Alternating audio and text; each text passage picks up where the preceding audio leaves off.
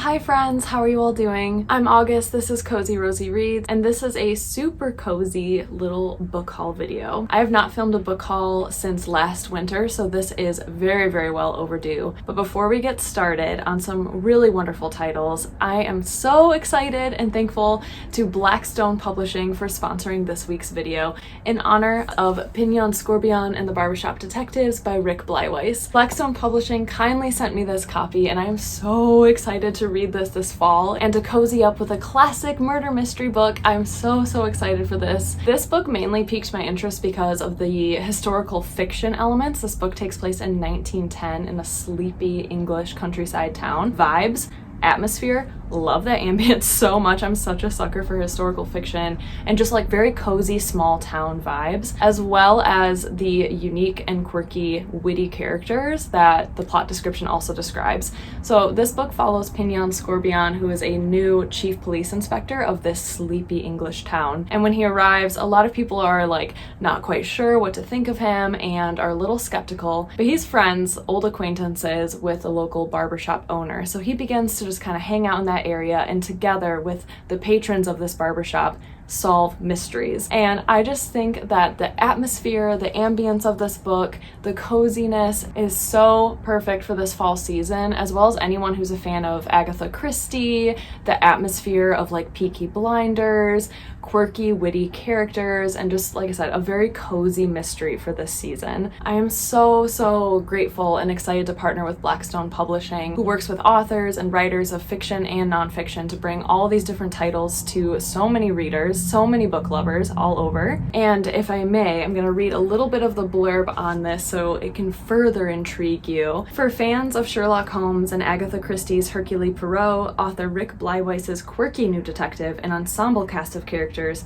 set against the backdrop of small-town England in the 1910s will feel both comfortingly familiar and thrillingly new. And you can use my link down below, tinyurl.com/cozyrosyreads to get your copy. So thank you so incredibly much to Blackstone Publishing. This was such a treat to receive this book and to partner with them. So be sure to check out the link down below. You can check out more and order your copy online. Thank you again so much, Blackstone Publishing. I'm very excited to add this to my collection, to my bookshelf, and it fit perfectly in with filming this very long-awaited book haul video. So now I'll send it back to another August, another version of myself to continue on with the book haul video. Thank you so much, friends. As always, if you're new here, a lot of these books I had never heard of and just decided to pick them up on a whim while out thrifting. I hope that's the energy we can bring into this autumnal season, is just finding really unique, fun books and bringing them home, whether they're in a little free library, just giving a chance on some really rad books, and hopefully they're fantastic to read. So I hope you can get extra cozy, my friends, and hang out with me on this gloomy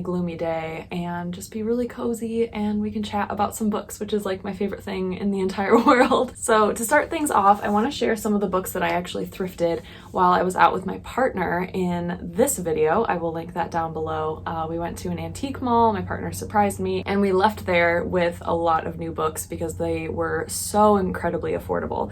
So the first book I want to share with you is called Talent by Juliet Lapidos. This is a pretty thin literary fiction novel, and it follows a young woman who's a graduate student in English at Collegiate University, and she can't seem to finish her dissertation. And her dissertation is on intellectual history of inspiration. So I absolutely love reading books that have this intellectual, educational, collegiate, academic feeling. So I already feel really connected to this book and really excited to read it. But she can't seem to finish her thesis. So she is very meandering, a lost female character, and she's getting a lot of pressure from her advisors, like, you gotta finish your dissertation, my girl. And then she becomes friends with somebody who is a niece of an author that she really enjoys, a very successful author. And through their friendship, it seems like it untangles a lot of secret works by this author. Anna decides to refocus her thesis on this author and their secret works. But as fascination with this author and his notebooks blooms into obsession, Anna is drawn irrevocably into the criminal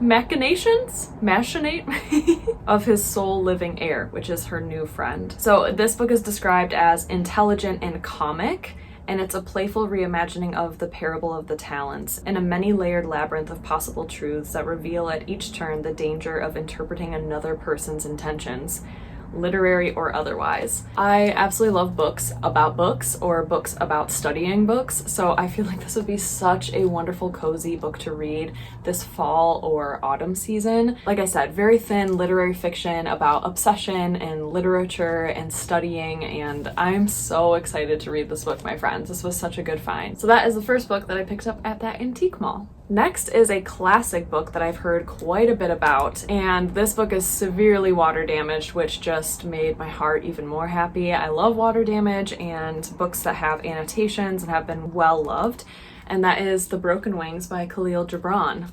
You can see the water damage right here. I honestly really don't even know what this is about, but inside it says it's an exquisitely tender story of a love that beats desperately against the taboos of Oriental tradition. Gibran describes his passion as a youth for Selma Karami, the beautiful girl of Beirut who first unfolded to him the secrets of love. But it is a love that is doomed by a social convention which forces Selma into marriage with another man. I have heard that the writing in this is just exquisite. It's beautiful, it's tender, it's very descriptive, and I can definitely attest to that when I opened up the first page and was reading just the first paragraph, like how beautiful this writing is. Like this first sentence reads, "I was 18 years of age when love opened my eyes with its magic rays and touched my spirit for the first time with its fiery fingers. And Selma Karami was the first woman who awakened my spirit with her beauty and led me into the garden of high affection where days pass like dreams and nights like weddings." So beautiful. I love this copy and edition. It is so stunning. And it's actually a very short book as well, which really surprised me, so that is another book that I thrifted. Next we have another classic, and that is Luce by Jamaica Kincaid. I have heard really wonderful things about Jamaica Kincaid's novels, and I have yet to read any of them, so I'm really excited to start with Lucy. And this is a book that follows a 19-year-old girl named Lucy, and she's a vinegary, quick-tongued au pair from the West Indies who has left behind her island girlhood for a fierce awakening in urban North America. And it's her taking care of these 4 children, 4 daughters, but right away Lucy begins to notice cracks in this beautiful facade. Even as she scrutinizes the family's relationship, she begins to unravel the mysteries of her own sexuality, confronting bitter and haunting memories of her past. Gradually, she begins to untangle disarmingly complex feelings for the most important figure in her life, her mother, whom she both cherishes and scorns. It sounds like a beautiful coming-of-age story. I absolutely love this cover as well. It is so stunning, and that juxtaposition of her home life versus the life that she has traveled to, and maybe experiencing culture shock and just coming of age at that tender age of 19 where a lot of transformation naturally happens. So I'm super excited to read this book. I've heard so many wonderful things, like I said, about Jamaica Kincaid's writing, and it's blurbed on the back as a furious, broken-hearted gem of a novel, which sounds like a key to my heart, honestly. So there's that as well. So those are the books that I got at the antique mall. I'm really happy about the purchases I had. Again, those books were just so beautifully priced, which makes my heart very happy, and they're such wonderful books. Some that I've heard a little bit about, some I haven't at all. Okay, next is a very interesting one, and that is Hunger by Knut Hamsun. This is this very awesome old edition. I found it in a vintage used bookstore, and it's a paperback, but it has its own dust jacket. So this is the original, and this is translated from Norwegian by Robert Bly. And from what I gather from this book on Goodreads and other reviews is that it is quite the horrifying psychological mind-bending kind of book, and it follows this impoverished Norwegian writer, and he is walking through the streets of Christiania, which is now Oslo, and he struggles to make ends meet while actually starting to starve.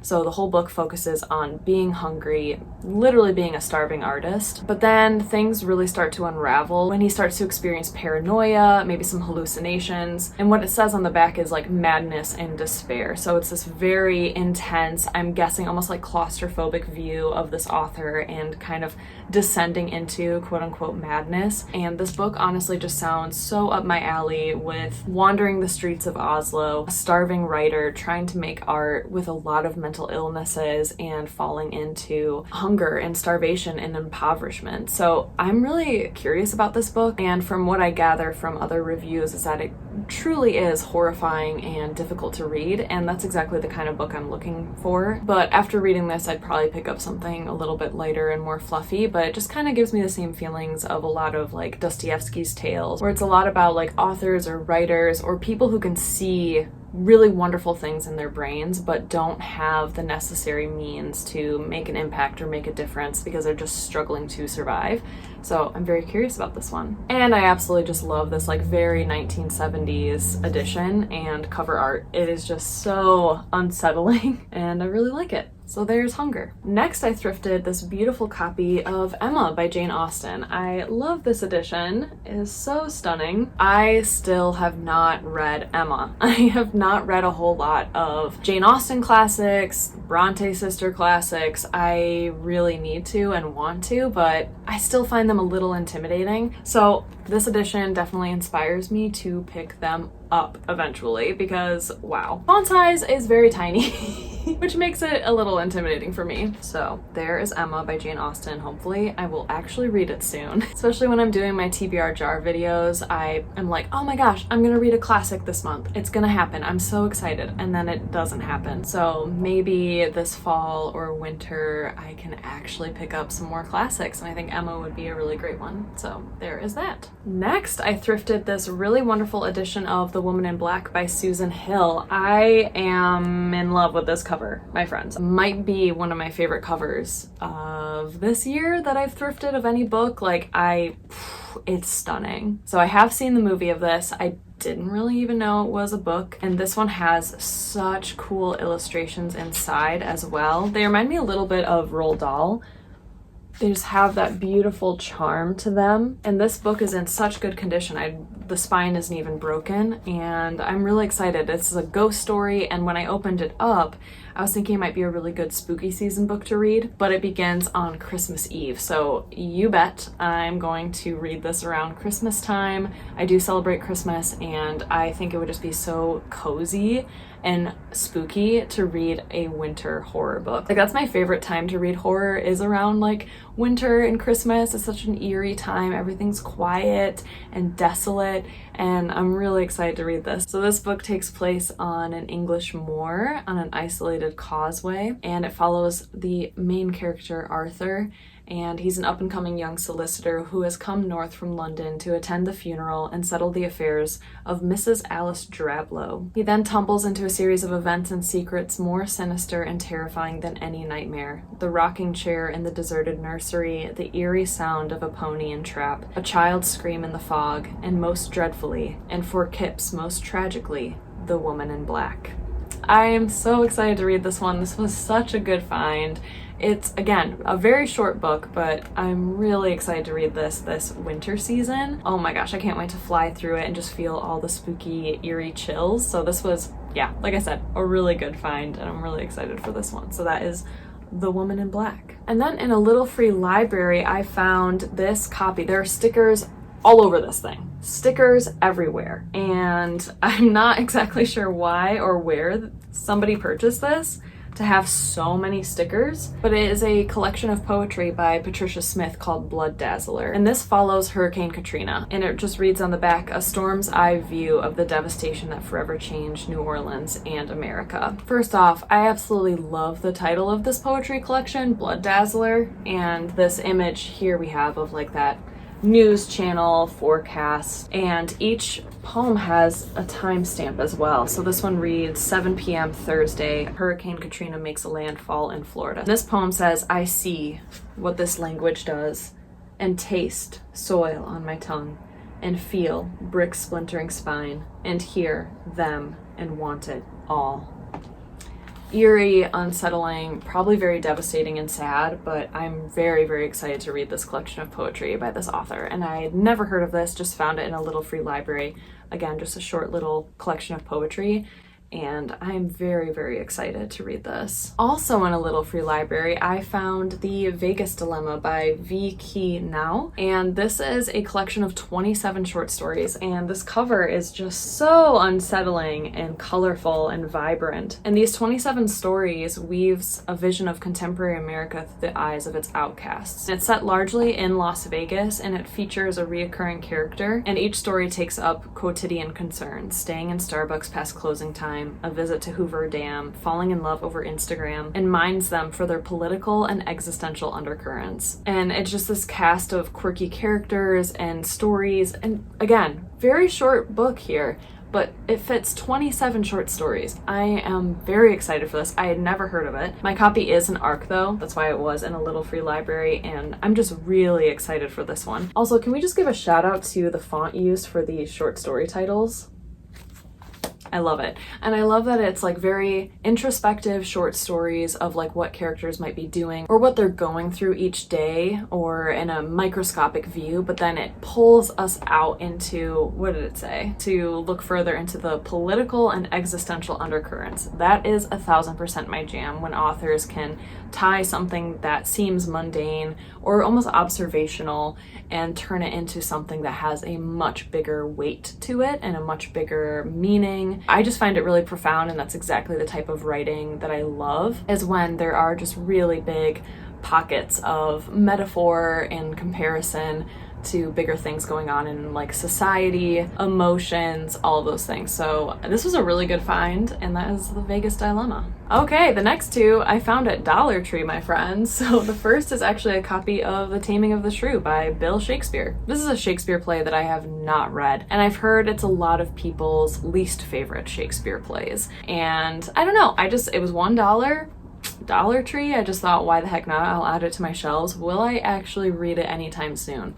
Probably not, but I really do enjoy this cover art. It is so unsettling. I guess I'm sensing a theme with these books that I'm showing you. A lot of the covers have very unsettling art. I guess those are the things that just like draw me in, but I literally know nothing about The Taming of the Shrew. It's good just to have a copy, I think. Why not? Just collect, just add. And if I'm ever in the mood for a play or a classic play, if you will, I'll definitely be picking this one up. So this was just a really good find. And it's so pocket-sized and tiny, and I love it. It's adorable. Then also at Dollar Tree, I found Karl Ove Knausgaard's copy of Spring. I own his book Summer, which last summer I got about 50 pages in, and I did not stick to it, even though I loved it. I just did not stick with it for some reason. It is temporarily DNF'd. It is now past summer. We're not going to read it. But this is a collection for spring, and I just absolutely love the art that's featured on this as well. And this is a quartet of books that he's written for every season, and it's a project that this author has been working on to eventually give to his child. So it's ruminations on seasons, and each one features like these beautiful, like I said, illustrations. And I just think it's just delightful. It really is just like daily ruminations and short stories almost of life with his child, life without his child, about his childhood. It's just absolutely stunning. So I am very excited to hopefully eventually read this spring. This one is much shorter than his collection Summer. I don't know, I just find Knausgaard's ruminations and observations really poignant and very relatable. He had this beautiful story in Summer all about lawn sprinklers. And when was the last time you ran through a lawn sprinkler as a child, and now you just do it as an adult to be productive and to water your lawn and to take care of it, but you lose that sense of play.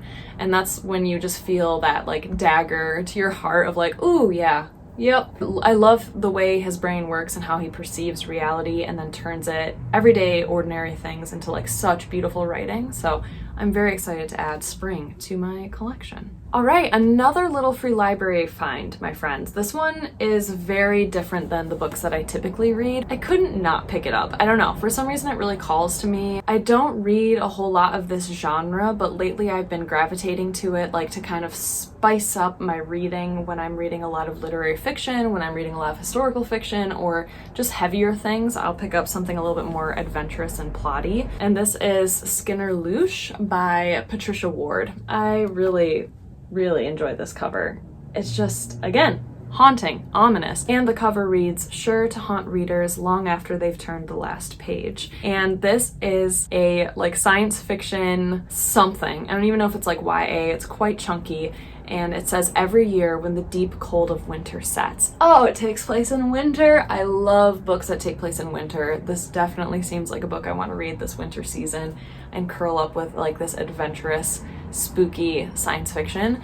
Let me continue, okay? "Unbeknownst to humanity, dangerous visitors arrive from another world. Disguised as humans, the Nafik move among us in secret, hungry for tastes of our existence." So they are physically indistinguishable from humans, but for the source, the painful white-hot energy that both animates and enslaves them, they're destined to live in pain, unable to escape their bondage, and they dwell in a bleak underworld where life is brutal and short. And then our main protagonist, Lucy, is a serf who arrives as a baby and by chance was adopted by humans, so she is a Nafik. She's an outcast among outcasts, but when the body of a serf child turns up and Lucy is implicated in the gruesome death, the worlds she's tried so hard to keep separate collide. So very plotty, very fun. I think it could be YA, but honestly it is very small text and a very chunky book and just a beautiful, buttery, thick, floppy paperback. Oh, I've missed floppy paperbacks in my life. I feel like a lot of the books I've been finding lately are a lot of hardcover, and if they're paperback, they're very short, so like this is just physically, tangibly very nice to me. So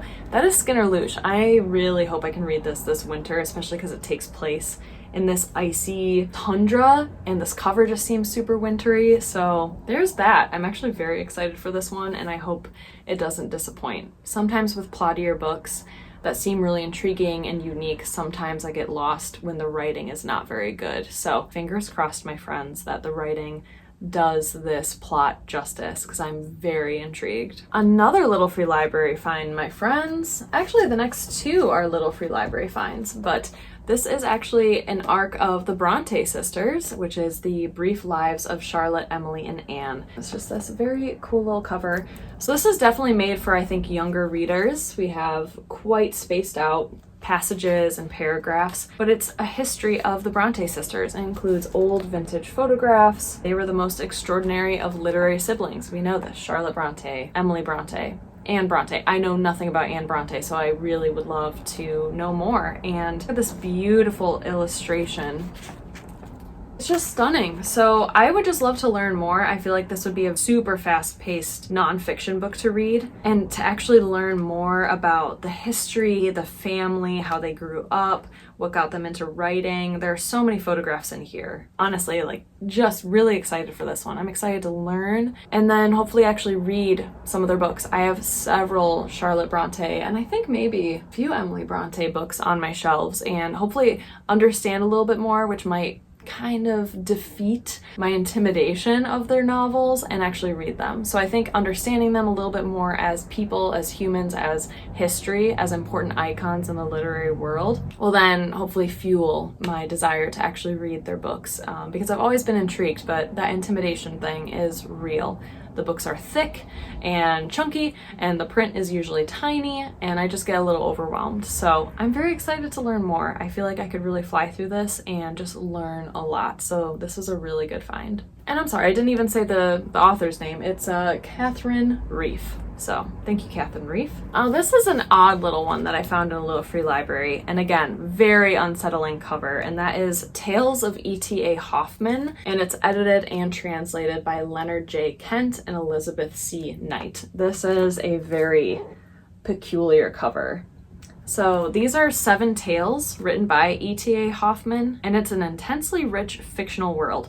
Never heard of this author before, no idea what to expect, but there are 7 tales, and when I was flipping through it, the previous owner had some annotations, which I adore. That really enhances my reading experience. I love seeing other people's annotations. Sometimes sinister and terrifying, it is often animated by brilliant humor and satire. Here, Hoffman paints his complex vision of humanity, and then it goes into like what the different stories are about. But when I was flipping through, there's one here called The Golden Pot, which is a modern fairy tale. So it kind of, I don't know if that's the editor's decision to add that or if it's, oh my gosh, it just started raining. Oh wow, it's like really raining. That's delightful.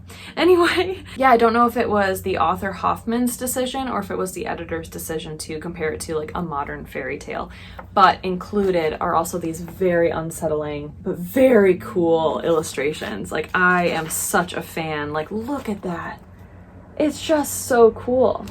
So I definitely feel like this edition is very old for sure. 1969, so this is definitely an old edition. So I honestly have no idea what to expect, but on the back it does say some of these are fairy tales and others are stories of crime. So I've never heard of this author. Like I said, I know nothing. It is quite big, just because of like how tall this book is, and the font size is very tiny. I don't know when I would read this or how I would read it, if I would read like one little story at a time. This one's called Rittergluck, which is a recollection from the year 1809. What was the original language of this? Oh my gosh, sorry, I'm spending so much time on this book, but like, look at this illustration as well. It's just so cool. Oh, it's illustrated by Jacob Landau. You did a great job, Jacob. I do believe this is translated from German, so just a very funky, odd, eye-catching book that I just decided to pick up in a little free library, so there is that. Okay, next is a book that I got at Dollar Tree. I did talk about this one because it is in my September TBR video, so I will link that down below, but in case you missed it, this is Last Day by Domenica Ruta. And this is a super interesting book. It's like a science fiction, literary fiction vibe, and it just seems really intriguing. And it's described as being haunting and powerful. And so this is set in a different world where every year the end of the world happens. So on May 28th, humanity gathers to anticipate the planet's demise and celebrate as if the day is truly its last. So I don't know what happens the day after that. Like, does the world really end and then they begin again? And then that's next year, you just gotta do it all over again. But it follows this cast of very quirky, unique characters who are trying to do something important or special on the last day of humanity, and it follows their trajectory as they're trying to do so. So it does almost seem like maybe everything does take place on one day, the last day. I just think it sounds really interesting and unique, and a very cool take on following all these characters and like what they would do at the end of the world, but almost through this like literary fiction lens. So the plot seems like very big, but I don't know how big of an impact that plot will actually have on these characters, because they seem very single-mindedly trying to focus on what they're trying to do and accomplish. And some of them are trying to make amends, some of them are trying to find love, some of them are just on their own quests. So that is Last Day. I think it'd be a lot of fun to read. Next is a book I found in the bargain section of my local grocery store. Found a good one. And that is A Wild Winter Swan by Gregory Maguire. Very interesting cover. Honestly, I walked by this book so many times because I didn't even think to open it up and look at the plot. I was a little judgy on the cover, even though it is cool. It just looked a little too on the nose. But then I discovered you can take the dust jacket off. It's this beautiful scene of like a boy with wings falling over a city, and then I thought this might be a really good winter book. But this seems like a really interesting book because it is an adaptation of Hans Christian Andersen's The Wild Swans, and it's changed into an Italian-American girl's poignant coming-of-age story set amid the magic of Christmas in 1960s New York. So it follows this girl named Laura, and she is going to be sent to a boarding school in Montreal. I love a boarding school. That's a trope that I really love. And Laura's a very fantastical character. She's in her head a lot, she doesn't pay attention, she's telling stories in her head, and then she finds herself truly inside a fairy tale with a handsome boy with a swan wing in place of a left arm, and he lands on her roof. She tries to find a way to get the boy home while keeping him hidden from her grandparents as they work to secure an investor in their struggling family store. But then Laura must forge unlikely allies in her quest to keep this storybook character from overturning her life in all the wrong ways. And it explores themes of class, isolation, and family, and it's a haunting tale of magical realism that illuminates one young woman's heartbreak and hope as she begins the inevitable journey to adulthood. Magical realism is my stuff. I love magical realism. I feel like this would be such a cozy book. Once again, winter. We're getting excited for fall season for sure, but I'm starting to collect books that I would love to read in the winter. So far we have Skinner Luce, Woman in Black, Wild Winter Swan. I'm very excited. I feel like this would just be fun, cozy, a little bit more of childhood magic, it feels like. but that's really fun to read in the winter time and just be really cozy, read by the light of the Christmas tree. I'm getting a little ahead of myself. I know it's still fall, but you get the idea. So that's another book I picked up. All right, then I got a copy of Things That Happened Before the Earthquake by Chiara Barzini. Not a fan of this cover. I'll just tell you that right now. I'm so sorry. But I found this at Dollar Tree, and it's the premise that really gets me because it takes place in the 1990s. It follows a teenager, which I really do love reading the perspective of teenagers. Again, sometimes I just really need like a respite from the dark, haunting literary fiction or classics that I read. So I feel like this one would be really fun. She comes from like a very bohemian family background, and she has hippie-ish filmmaker parents.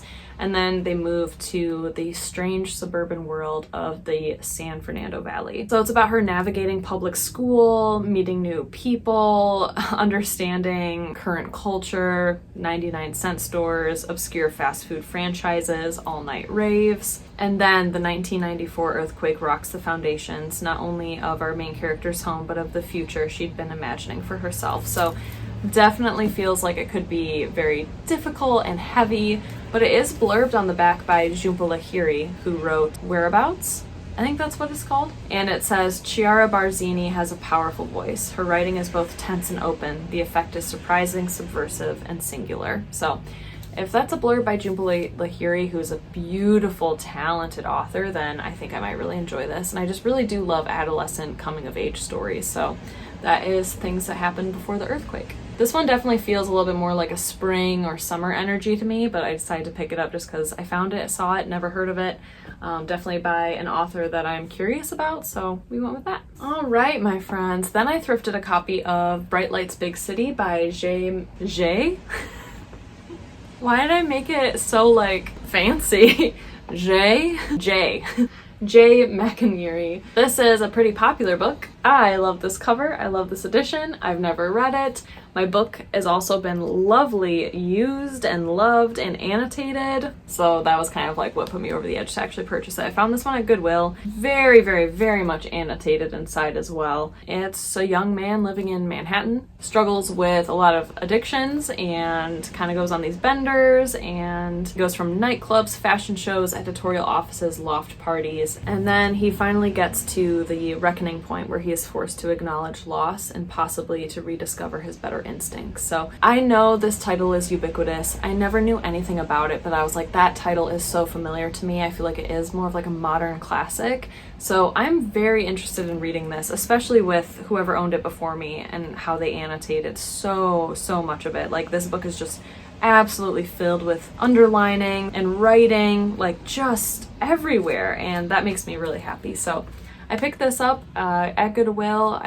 A classic, modern classic that I'm very excited to read. I do really love like wayward, aimless characters, and this guy definitely sounds like that. So there's that book. Okay, last two books here, my friends. The first, don't mind the sticker, I'm sorry, is Migrations by Charlotte McConaughey. Beautiful, beautiful cover. So stunning. I got this for winter.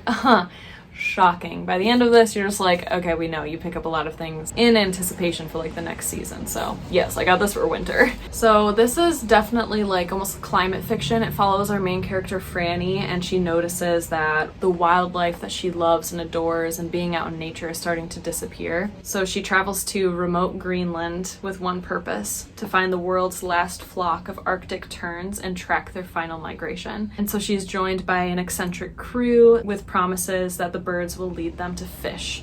So she gets aboard a ship and they travel around Greenland, and at the same time our main character Franny is confronting her dark past. So it's this odyssey, it's this climate fiction in tandem with her own personal loss and tragedy. She's battered by night terrors, accumulating a pile of unsent letters, and obsessed with pursuing the terns at any cost, and Franny is full of secrets. So this book is an ode to our threatened world and a breathtaking page turner about the lengths we will go to for the people we love. This sounds very intriguing intriguing. Anyone else, like, okay, I grew up with the movie Fly Away Home. If I watch that movie, I will bawl my eyes out with Jeff Daniels and Anna Paquin. I am obsessed with that movie. It is what I grew up with. It's about birds, it's about geese specifically, and following their migration. So that's mainly the main reason why I picked up this book, because I have a really weird fascination with birds and migration, and oh, it breaks my heart. So that's why I picked up this book. But the fact that it takes place in Greenland, this icy tundra, this cover, this like dark hidden secrets. I'm also a huge fan of anything that takes place on water, like ships or boats or captains. This just kind of combines all of my interests, so I'm really hoping that I enjoy this one. It's also very thin, so it is a short little book. I'm very excited for it. So that is the last novel that I'm going to be sharing for this book haul, my friends. Now, this last book I want to share with you all is just something that I found at Goodwill, and I'm absolutely in love with it. I think it is so unique and so cool, and I have to share it with you all. And that is The Unicorn by Nancy Hathaway. And it is actually a like coffee table book all about the history, the mythology of unicorns from so long ago, and how the art of unicorns has shown up all over the world in very, very early times. Super, super old. All over though. And it just makes you wonder, okay, science is real, okay?